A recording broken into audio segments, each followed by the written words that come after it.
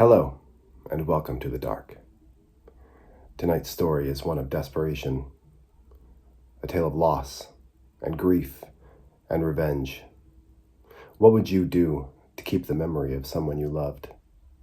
And who would you kill to get it back? This is Hannah's Ring.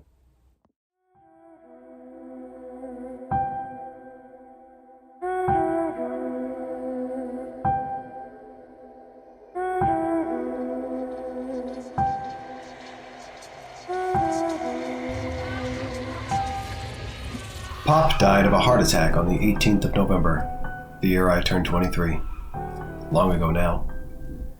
The last 2 years he was alive, we lived 3 miles apart and never spoke a word to each other. Shit, who could remember what the final argument was about? Money, probably, or drugs. But I was sure someday we would sit together again over a drink. 2 pints of Guinness, Pop's favorite. I would say, sorry for everything, and he would say, me too, kid. And that would be that. But then my phone rang on the 18th of November. Pop's downstairs neighbor, saying he woke up to a bang on his ceiling. He figured Pop knocked over his fridge or something, it was so loud. When he climbed the stairs to tell him to keep it down, the door was unlocked, and Pop lay on the carpet, eyes open and hand on his chest.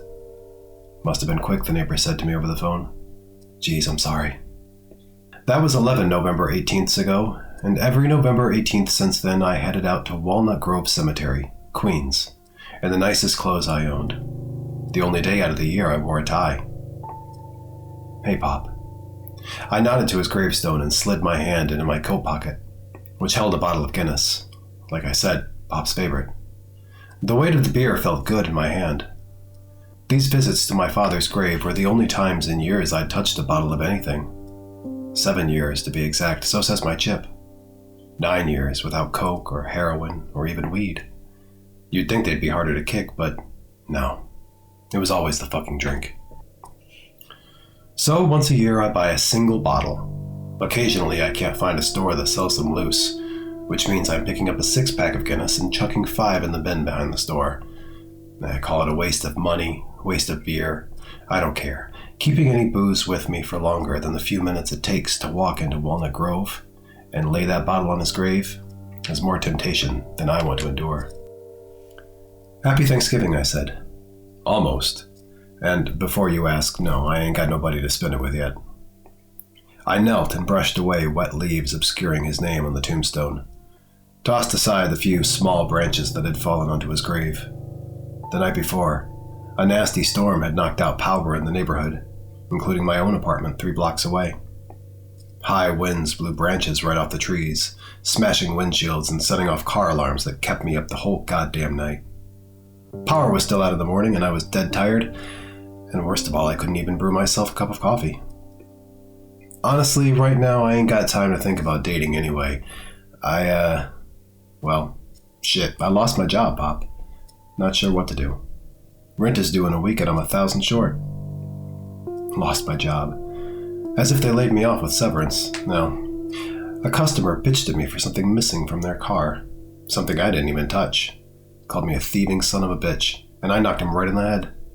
I was gone from the shop before lunch, and the boss said I was lucky that bastard didn't call the cops.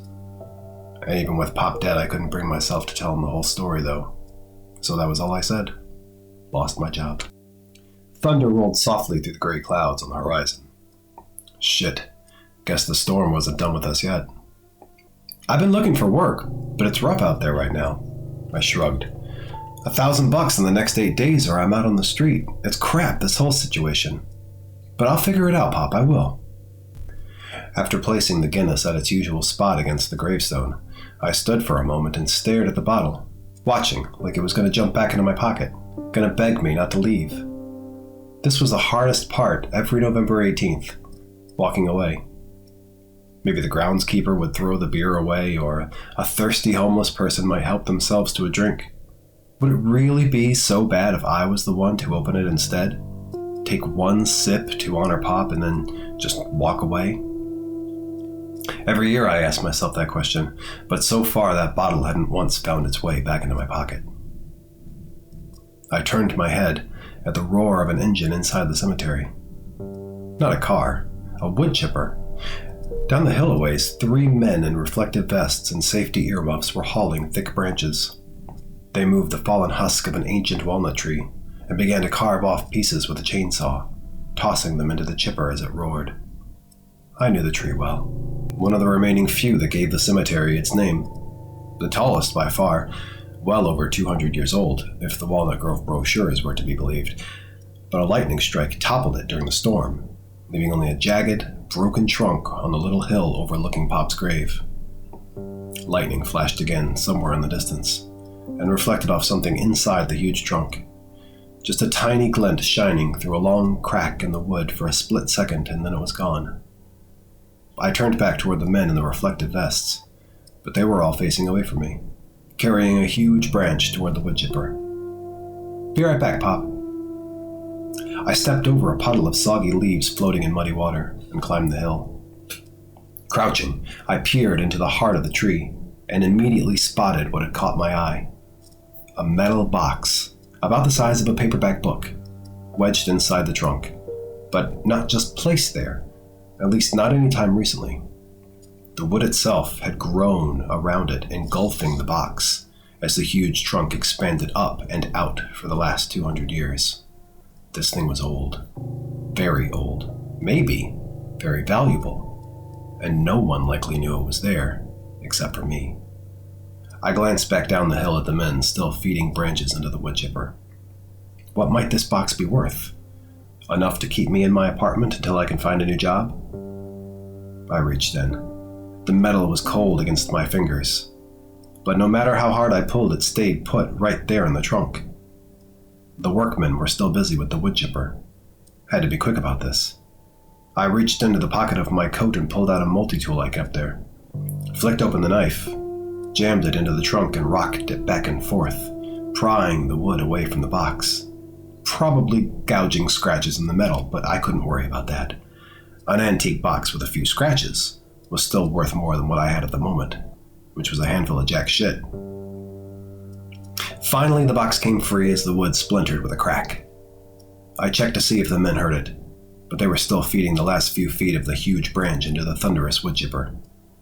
I slipped the box into the coat pocket that had held Pop's beer and headed back down the hill to his grave, to say goodbye for another year.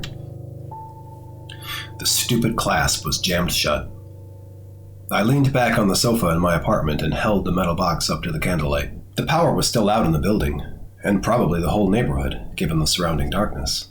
So I'd placed all the candles I owned around the apartment to help me see.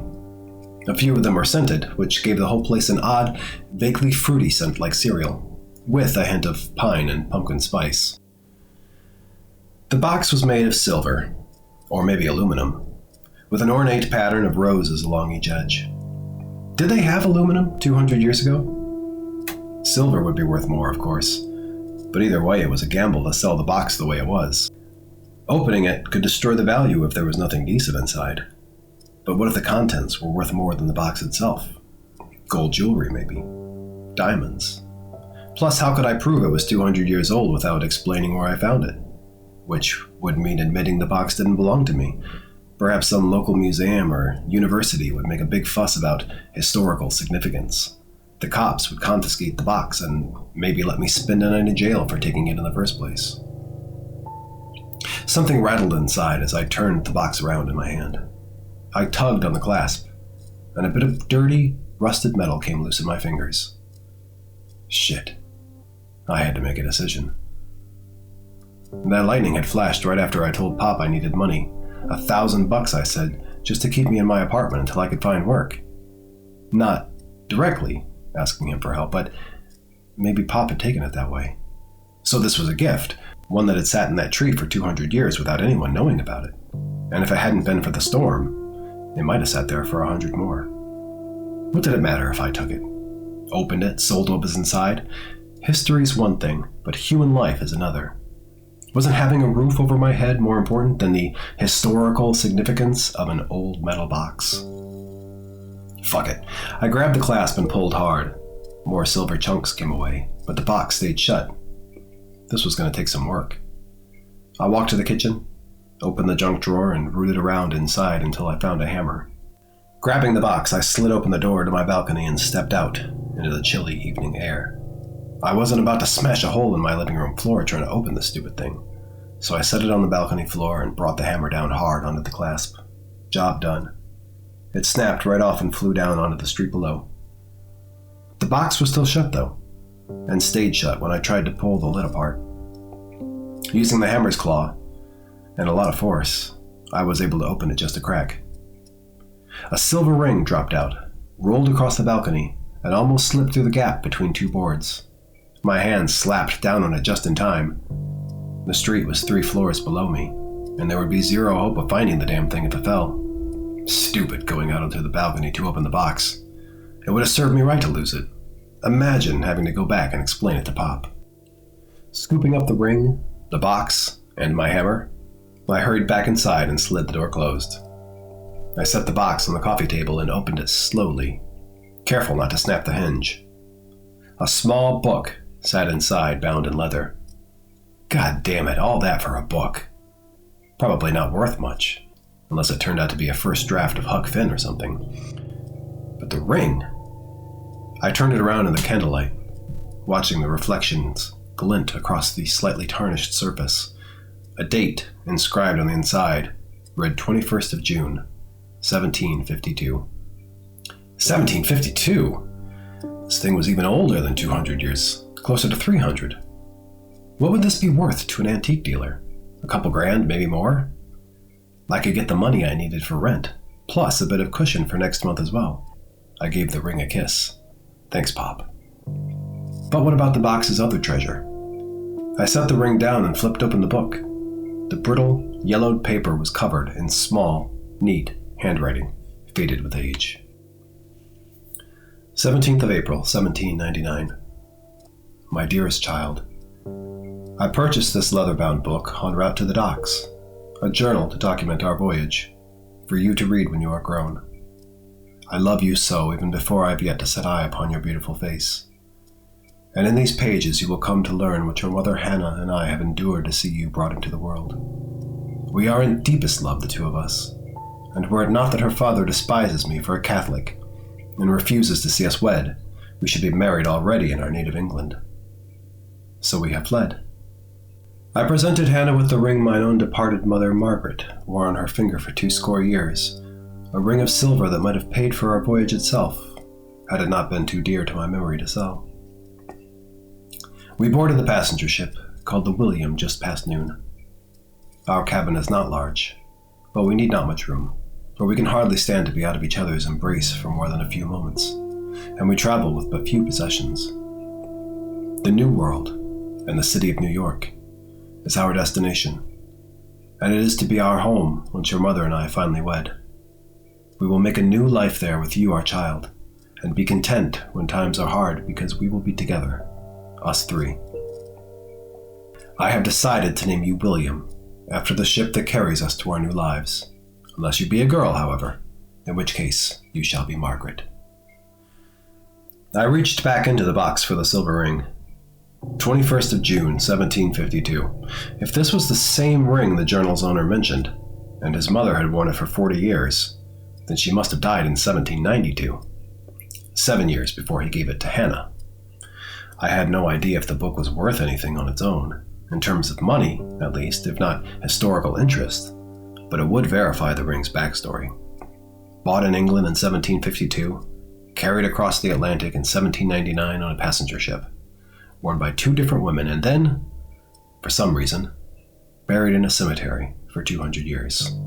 But sure as shit, I would leave that last part out of the story. Rain began to patter against the balcony door, and shadows danced around the walls in the glow of the candlelight. The sky had become darker as more clouds rolled in. Well, I wasn't going anywhere to sell this stuff just yet, not if the storm was coming through again. I went back to the journal and scanned through a few pages until I found one that looked interesting. 12th of May, 1799. My dear child, we have been at sea for more than 3 weeks. Last night, as Hannah and I stood upon the deck enjoying the midday sun, a man became ill and collapsed, nearly tumbling overboard. He was rushed inside to the medical offices at once. but I overheard murmurs amongst the other passengers that he had all day been soaked with sweat despite the cool Atlantic breeze, and before he collapsed, had begun to tremble violently. Some hours later, another man collapsed into a deck chair, moaning and sweating as well. And not 30 minutes hence, a woman complained of stomach pains and hurried off into the ship to seek medical aid. An illness spreading worries me, especially with you, my William, within my Hannah's womb. If we should lose you, I know not how either of us would carry on. I turned the page to read the next entry, but at that moment, the balcony door slid back open just an inch, and wind blew rain in through the crack. I'd forgotten to latch the damn thing after opening the box. Slipping the journal and ring into my pocket, I hurried across the room. But before I got to the glass door, wind gusted and blew out the candles in the room. Every damn one. Shit. Other than the passing car headlights shining through slits in the blinds, my apartment was completely dark. I stumbled past the coffee table and into the kitchen, where I pulled the junk drawer open again and rummaged around blindly until I found the flashlight. A noise behind me caused me to turn, and I froze at what I saw. A silhouette stood between my coffee table and the balcony. In the light shining through the blinds, scanning back and forth across the room as cars passed on the street below, I could just make out the shape of a young girl, wearing a long-sleeved shirt that fluttered in the breeze. I clicked on the flashlight, aimed right toward the kid, and realized it wasn't a girl at all. A boy with long hair, maybe 6 years old, wearing a thin tunic and dark wool trousers. Old-fashioned clothes like something out of an 18th century painting. His mouth moved, but the only sound was the rain. Who? My voice came out hoarse, almost a croak. The flashlight flickered and then died, and everything went dark. Holding my breath, I smacked the flashlight once, and then again when nothing happened. The boy was the only thing visible, nothing but a black silhouette against the rainy window. The acrid smell of smoke rose around me. At first, I assumed it was just the candles, but there was another scent underneath, even more unpleasant. The smell of burning flesh. I smacked the flashlight again and it flickered back on, but now everything was different. The boy's mouth was open, silently screaming. His face was blackened and his skin blistered. His clothes burned away before my eyes, flames licking his body, leaving a charred, withered corpse that crumbled to dust as it fell. I backed away, a hand over my pounding chest. What had I just witnessed? Another noise, this time at my side. A man with dark, hollow eyes and a short beard stood beside me. He wore a tattered coat over a dirty linen shirt. His bloodshot eyes met mine, and slowly he opened his mouth. The flashlight went out again. I fell to the floor and pressed myself against the cupboard behind me. Terrified that I would feel his hands on my arm or my throat, I lashed out with the flashlight, swinging wildly in the dark. But it only connected with the kitchen counter, smashing my finger. I cursed and pulled myself to my feet, sure that his ghostly hands would be on me any second. The flashlight flickered back on, and I was alone in the apartment again. I yanked open the drawer, pulled out a box of matchsticks, and lit the candles again quickly before shoving the matchbox into my pocket. Then I slid the glass door shut and made sure to thumb the latch this time. The smell of burning flesh lingered in the air.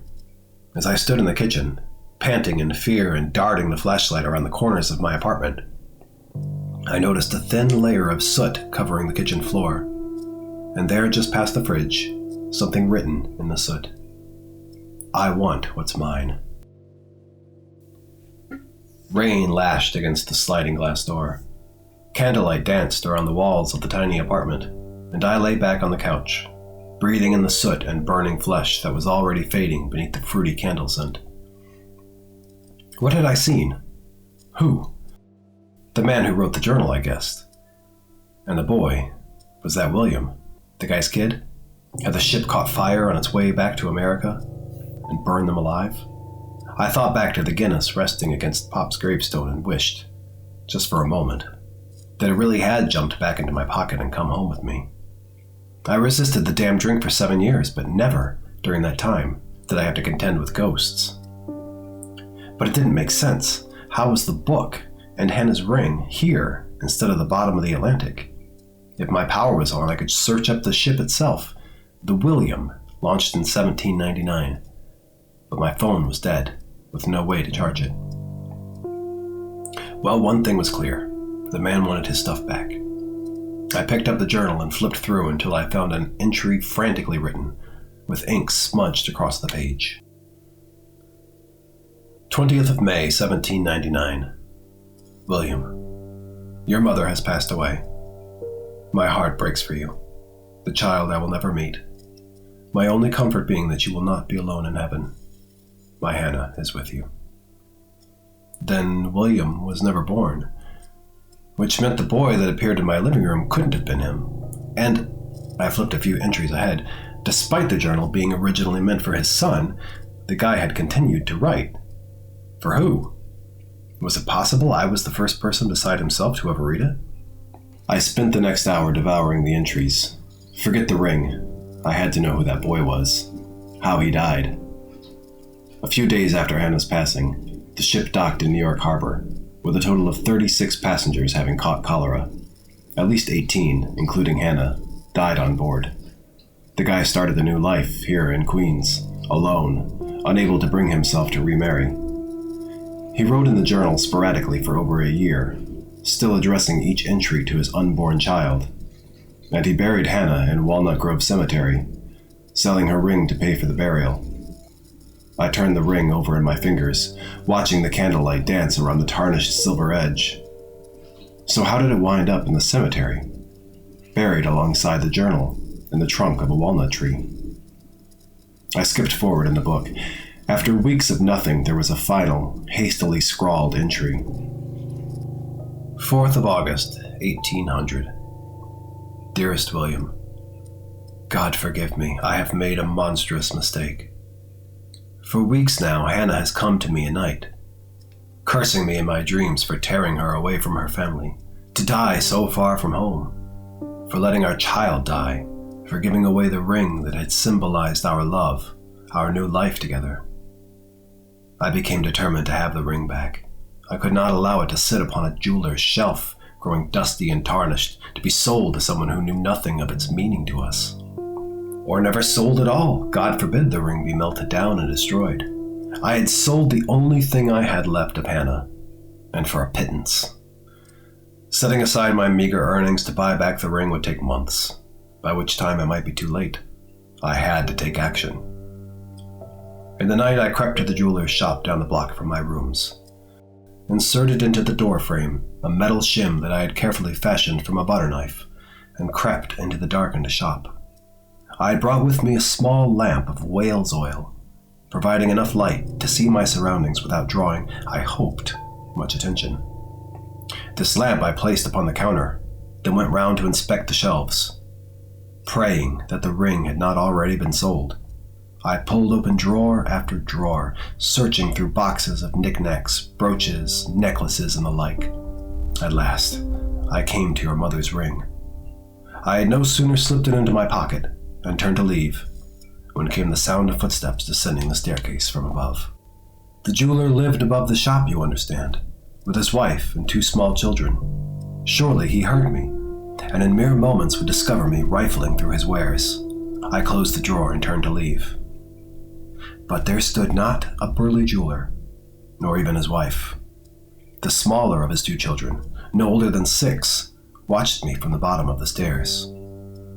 I heard a noise, said he, peering at the ring in my hand. I knelt in front of the boy. Listen, child. I am an old, dear friend of your father's. He told me of a ring he wished me to have, a gift from my bride, Hannah. But I work long hours and cannot visit his shop during the day. He sent a letter to my rooms inviting me to pick up the ring after the shop is closed and to take my ring home. The child took a step backwards. I'll get my father, said he, and he turned back toward the stairs. No! I rushed forward to grab him, but he was already halfway up. William, my son, what happened next will haunt me until the end times. I watched myself in horror as I snatched up the oil lamp from the counter and flung it after the child to stop him. It smashed against the steps just at his feet. The boy screamed, and I threw my hands over my ears to shut out the sound. He stared, eyes wide, at the flames at his feet. He attempted to back away, but tripped and fell, and his feet went straight into the fire. He kicked furiously, but his hand slipped on the stairs and he slid forward. The flames engulfed his legs as the skin on his feet turned black. I could have pulled the boy from the flames. I could have removed my coat and smothered the fire. But I had your mother's ring in hand, and fearing prison or death, I ran. Flinging open the door, I leaped out into the night, my feet pounding against the cobblestones as I dashed back to my rooms. My window gave a clear view on the street to the jeweler's shop. Within moments, the entire building was a conflagration. Flames leaped from the windows of both stories. When the fire brigade arrived minutes later, they heaped water onto the burning flames by the gallon. But by the time they extinguished it, the shop and the rooms above were blackened timber and brick, burned to a husk. No one made it out alive. This is my confession. I cannot bear to destroy the journal, or the ring that cost the family their lives. But neither can I keep these items in my rooms. If the constable were to find them within my possession, I should surely hang for arson, and likely murder as well. Tonight, I shall place this journal, and the ring, into the jewelry box that belonged to your mother. I shall bury it on the hill overlooking her plot, a place where uneven ground ensures no graves will be dug. She will keep them guarded. When I deem it safe to return, I shall retrieve this book and the ring. God forgive me. Forgive me as well, my Hannah and William. The journal ended there, and I set it on the table beside my flashlight. The author must have died or gone to prison for murder before being able to retrieve the buried jewelry box, so there it sat, and a walnut tree grew around it, swallowing the box for the next 2.25 centuries. I wiped my brow, surprised to find I was sweating despite the chill in my apartment. The poor boy, burned to a crisp along with his family for no reason other than having Hannah's ring. And now I had the damn thing. Once again, I watched the candlelight dance across the words engraved on the inside. 21st of June, 1752. Had that jewelry shop been here? In this neighborhood? On this street? Maybe even right where my apartment stood. And if the guy was willing to watch a child burn to death to get this goddamn ring back, what would he do to me? A black shape moved in the silver reflection, and in surprise I dropped the ring onto the hardwood floor. It spun away and rolled under the couch. My eyes darted across the room, searching for the man with sunken eyes, or the boy with charred black skin. But the room was empty. The blinds swung as if a breeze had blown through. I turned back and found a new message on the sliding glass door, written in condensation, like with a finger. The same 4 words. I want what's mine. Sweat fell down my brow. He was here with me now. Maybe had been the entire time, watching me read the journal, watching me touch his wife's ring. Well, to hell with him. Ghost or not, he wasn't getting it back. The living needed it more. Getting on my knees, I peered under the couch. I would carry the damn thing out of my apartment now, storm or not. Find a pawn shop, a jewelry store, anything still open that would buy it. With the ring out of my hands, maybe these spirits would become some new bastard's problem. Either way, I would have my money. The ring was almost within reach under the couch, surrounded by dust bunnies, and I stretched my fingers toward it. A couple more inches. At that moment, with my cheek pressed to the hardwood floor, the candles blew out again. My head banged into the coffee table when I tried to stand. God damn it! I shoved the table out of the way and heard the flashlight roll away in the dark. I chased after it, patting desperately at the floor, when my hand closed around the journal. The smell of smoke filled the room. It's not yours anymore! I screamed into the shadows. The ring is mine now! I need it! Gripping the journal between my teeth, I pulled the matchbox from my pocket and lit a match in the dark. Sulfur burned my nostrils. Shadows danced across the walls.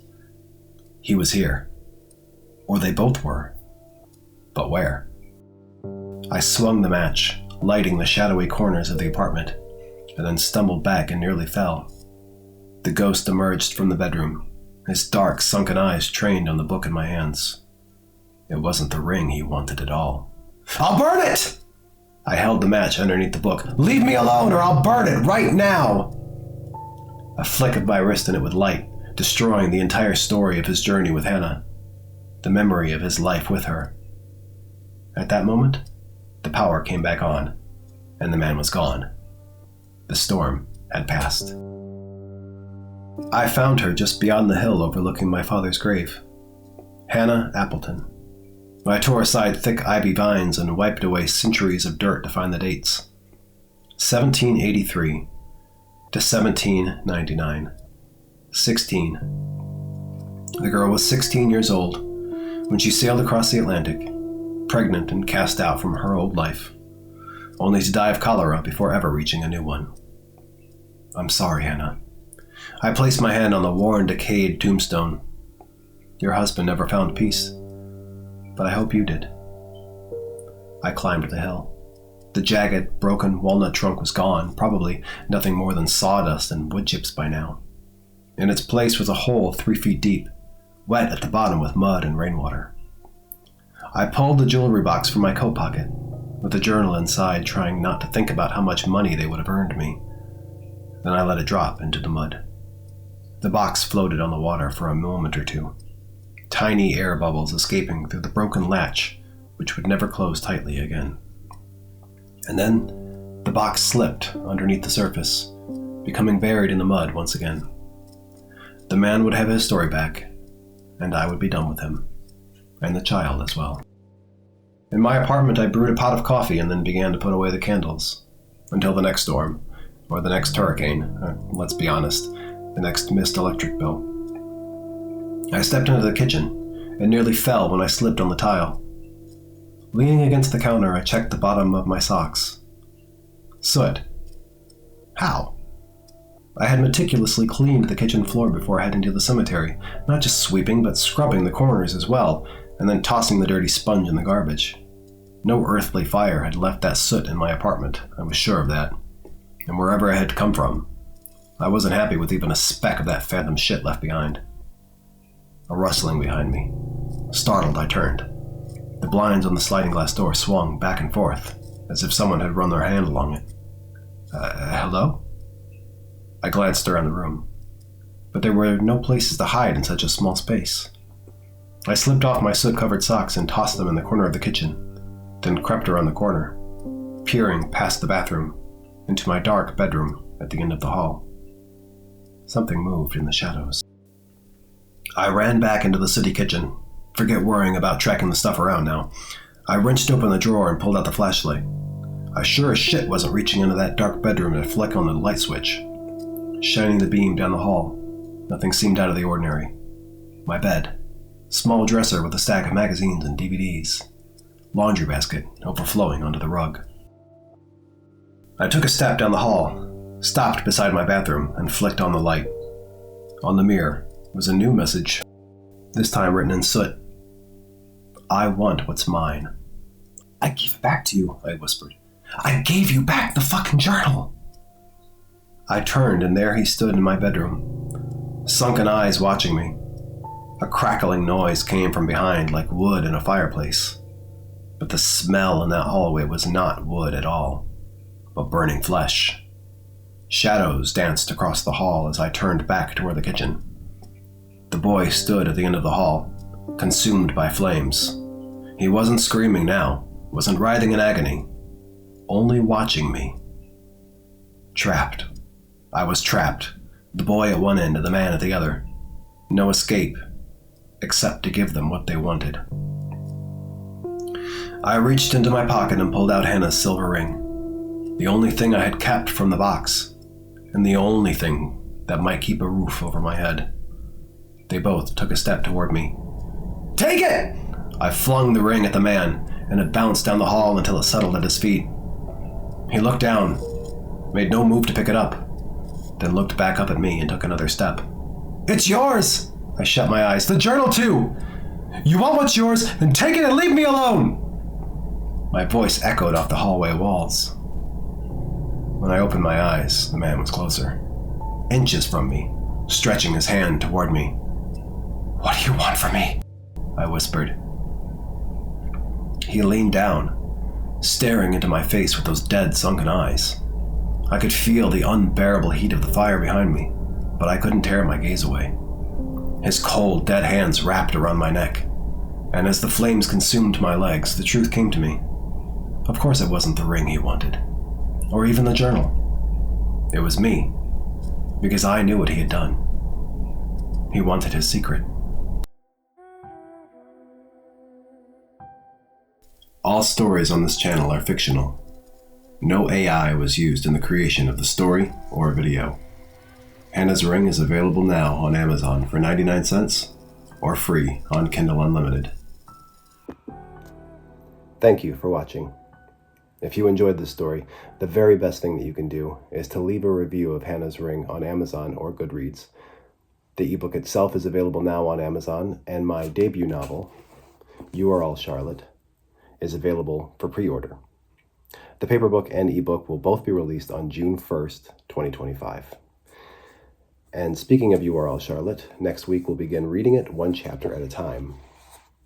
A young woman discovers that a serial killer lived in her home 30 years before her, and he begins to stalk her from across time. And when her younger brother goes missing, she must travel back through time to the 90s to find him and bring him home before either of them become the next victim. So I hope you'll join me here for that, and make sure to subscribe so you don't miss it. Thank you.